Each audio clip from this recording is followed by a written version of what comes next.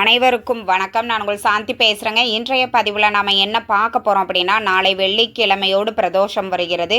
சிவனின் அதிசய இந்த மந்திரத்தை 5 முறை சொல்லுங்கள். வாழ்க்கையில் இருக்கக்கூடிய அனைத்து பிரச்சனையும் நொடி பொழுதில் தீரும்னு சொல்லியிருக்கேன் இல்லைங்களா? அப்படிப்பட்ட ஒரு சக்தி வாய்ந்த ஒரு மந்திரத்தை தான் நம்ம இந்த பதிவில் பார்க்க போகிறோம். வாங்க வீடியோக்குள்ளே போகலாம். நாளைய தினம் வெள்ளிக்கிழமையோடு தேய்பிறை பிரதோஷம் வருகிறது. பொதுவாக பிரதோஷத்தன்று விரதம் இருந்து சிவபெருமானை வழிபட்டோம் அப்படின்னா நம்மளுக்கு முக்தி கிடைக்கும் அப்படின்னு சொல்லுவாங்க.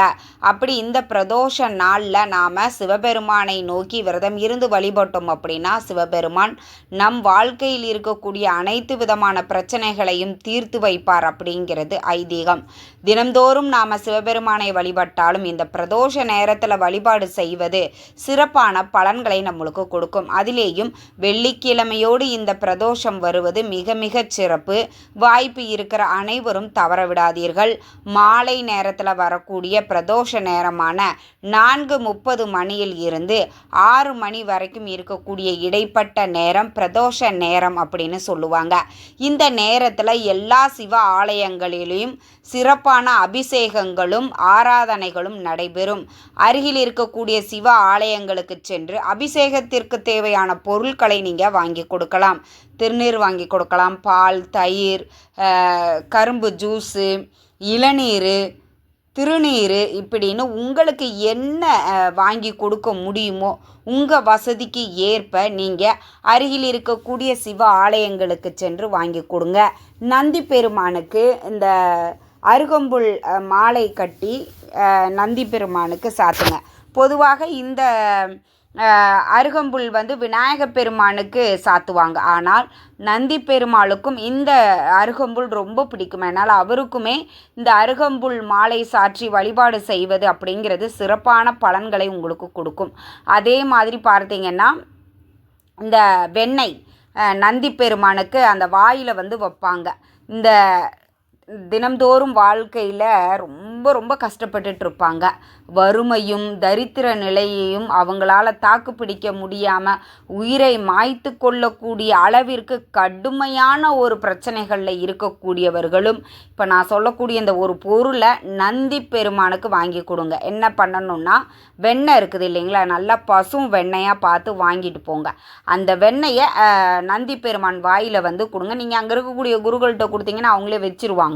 இது என்ன பண்ணும் அப்படின்னா, அந்த வெண்ணெய் எப்படி உருகுகிறதோ அதே மாதிரி உங்கள் வாழ்க்கையில் இருக்கக்கூடிய பிரச்சனைகள் அனைத்தையும் உருகி அது காணாமல் போய்விடும் அப்படிங்கிறது ஐதீகம். அதனால் பிரதோஷத்தன்று வெண்ணெய், பசும் வெண்ணெய் வாங்கி நீங்கள் நந்தி பெருமானுக்கு சாற்றி வழிபாடு செய்வது சிறப்பான பலன்களை கொடுக்கும்.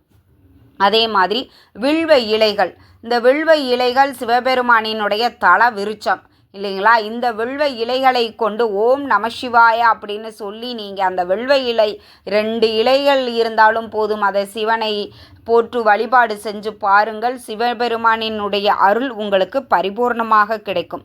இந்த அளவுக்கு ரொம்ப ரொம்ப விசேஷமான இந்த பிரதோஷம் வெள்ளிக்கிழமையோடு சேர்ந்து வருவது சுக்கிரவார பிரதோஷம் அப்படின்னு சொல்லுவாங்க. இந்த பிரதோஷ நாளில் நாம் விரதம் இருந்து சிவபெருமானை வழிபட்டோம் அப்படின்னா சகல நன்மைகளும் நம்மளுக்கு நடக்கும். பொதுவாக இந்த பிரதோஷ நேரத்தில் வழிபாடு செய்யும் பொழுது சிவபெருமானினுடைய அருளோடு சேர்த்து எல்லா தெய்வங்களினுடைய அருளும் நம்மளுக்கு கிடைக்கும்.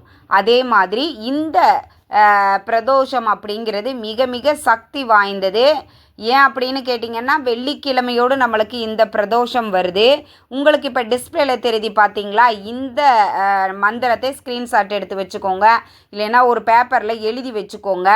மாலை நேரத்தில் உங்கள் வீட்டில் நீங்கள் வழிபாடுகளை முடித்த பின்பு இந்த மந்திரத்தை சொல்லி வழிபட்டாலும் சரி, இல்லை அருகில் இருக்கக்கூடிய கோவிலுக்கு தான் நாங்கள் போவோம் அப்படின்னா அந்த கோவிலில் ஒரு ஓரமாக உட்கார்ந்து கொண்டு உங்களுடைய மனநிலையை அமைதிப்படுத்தி சிவபெருமானை மனதில் நிறுத்தி உங்களுடைய கஷ்டம் தீர வேண்டும், உங்களுடைய கவலைகள் தீர வேண்டும் அப்படின்னு சிவபெருமானை மனதார பிரார்த்தனை பண்ணிட்டு இந்த மந்திரத்தை 5 முறை சொல்லி சிவபெருமானுக்கு 2 தீபங்கள் ஏற்றி நீங்கள் வழிபாடு செஞ்சுட்டு வருவது வாழ்க்கையில் உள்ள அனைத்து பிரச்சனைகளையும் சிவபெருமான் நொடி பொழுதில் போக்கிடுவார். நம்முடைய கஷ்டங்களை தீர்க்கக்கூடியவர் தான் சிவபெருமான். நாம் கஷ்டப்படுறத பார்த்துக்கிட்டு இருப்பாரா இல்லையா? அதே மாதிரி தாங்க இந்த ஒரு எளிய வழிபாட்டை நாளைய தினம் பிரதோஷ நேரத்தில் நீங்கள் செய்யுங்க. ஏன் இந்த பிரதோஷ நேரம் அப்படின்னா ஆழகால விஷத்தை உட்கொண்ட நேரம் அப்படிங்கிறது இந்த நேரம்தான். அதனால் இந்த நேரத்தில் பிரதோஷ வழிபாடு செய்யும் பொழுது நாம் கேட்ட அனைத்தையும் சிவபெருமான் கொடுத்து விடுவார். அதனால் நாளைய தினத்தில் வரக்கூடிய இந்த பிரதோஷத்தை யாருமே தவற விடாதீங்க. நீங்கள் வீட்டில் வழிபாடு செய்கிறீங்க, சிவலிங்கம் வச்சுருக்கிறீங்க அப்படின்னா அபிஷேகத்திற்குரிய சிவலிங்கமாக இருந்தால் கண்டிப்பாக பால் கொண்டாவது அபிஷேகம் செய்ய வேண்டும்.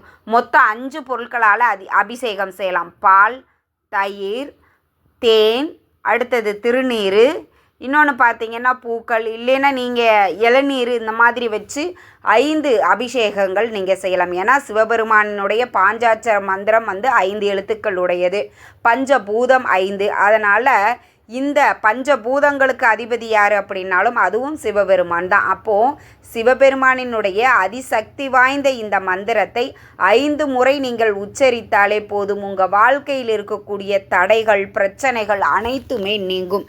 இந்த மந்திரத்தை எப்படி சொல்லணும் அப்படிங்கிறத நான் உங்களுக்கு சொல்லி காட்டுறேன். நமாமி சங்கர பவாமி சங்கர உமா மகேஸ்வர தவசரணம் ஹர ஹர ஹர ஹர ஹர சம்போ அர்த்த நாரீஸ்வர தவசரணம் சிவ சிவ சிவ சிவ சிவ சிவ சம்போ ஸ்ரீ சைலேஸ்வரா தவசரணம் அப்படிங்கிற இந்த மந்திரத்தை நீங்கள் 5 முறை சொல்லி சிவபெருமான் கிட்ட மனதார பிரார்த்தனை பண்ணிக்கோங்க. உங்களுடைய வேண்டுதல் கோரிக்கைகள் எதுவாக இருந்தாலும் அதை சிவபெருமான் கிட்ட மன்றாடி கண்ணீர் விட்டு கேளுங்க. நிச்சயம் அது உங்களுக்கு நடந்தே தீரும். அருகில் இருக்கக்கூடிய சிவ ஆலயங்களுக்கு அந்த பிரதோஷ வேளையில் சென்று நீங்கள் வழிபாடு செஞ்சுட்டு வருவது அப்படிங்கிறது கூடுதல் உங்களுக்கு பலனை கொடுக்கக்கூடியது. இந்த பிரதோஷம் பார்த்தீங்க அப்படின்னா நம்மளுக்கு மாலை நேரத்தில் தான் நடைபெறுகிறது. ஒரு சிலர் என்ன பண்ணியிருப்பாங்க, அம்மா நான் வீட்டுக்கே 7 மணிக்கு தான் வருவேன், நீங்கள் 4:30 6 மணிக்குன்னு சொல்கிறீங்க. சான்ஸே கிடையாது, அந்த நேரத்தில் நான் ஆஃபீஸில் ஒர்க் பண்ணிக்கிட்டு இருப்பேன் அப்படிங்கிறவங்களுமே நீங்கள் இருக்கக்கூடிய இடத்தில் இருந்து கொண்டு இந்த மந்திரத்தை ஸ்க்ரீன்ஷாட் எடுத்து வச்சுக்கோங்க. அங்கேயே 5 முறை நீங்கள் சொல்லலாம். சிவபெருமானை மனதார பிரார்த்தனை பண்ணிட்டு சிவபெருமானை உங்கள் உள்ளத்தில் எப்படி நீங்கள் அவரை வச்சுருக்கிறீங்களோ அந்த மாதிரி நீங்கள் பார்த்து மனமுருகி வழிபாடு செஞ்சு இந்த மந்திரத்தை 5 முறை சொல்லி பாருங்கள். நீங்கள் வேண்டினது எல்லாமே உங்களுக்கு கண்டிப்பாக கிடைக்கும். இந்த ஒரு எளிய ஒரு விஷயத்தை மட்டும் நீங்கள் செய்து பாருங்கள். வெள்ளிக்கிழமையோடு வரக்கூடிய பிரதோஷம் அப்படிங்கிறது மிக மிக சக்தி வாய்ந்தது. மகாலட்சுமி தேவிக்கு உகந்த ஒரு வெள்ளிக்கிழமை. நாம் சிவபெருமானுக்கும் அம்பிகைக்கும் உகந்த ஒரு நாளாக கருதப்படுகிறது. இந்த பிரதோஷம் அப்படிங்கிறது மிக மிக சிறப்பு வாய்ந்தது. எக்காரணத்தை கொண்டும் பெண்கள் யாரும் தவற விடாதீர்கள். இந்த தகவல் உங்களுக்கு ரொம்பவுமே பயனுள்ளதாக இருந்திருக்கும்னு நினைக்கிறேன். வீடியோ பிடிச்சிருந்தா லைக் பண்ணுங்கள், ஷேர் பண்ணுங்கள், கமெண்ட் பண்ணுங்கள். இந்த பதிவை உங்களுடைய உற்றார் உறவினர்கள் நண்பர்களுக்கும் ஷேர் பண்ணுங்கள். அவங்களும் பார்த்து பயன்பெறட்டும். நன்றி, வணக்கம்.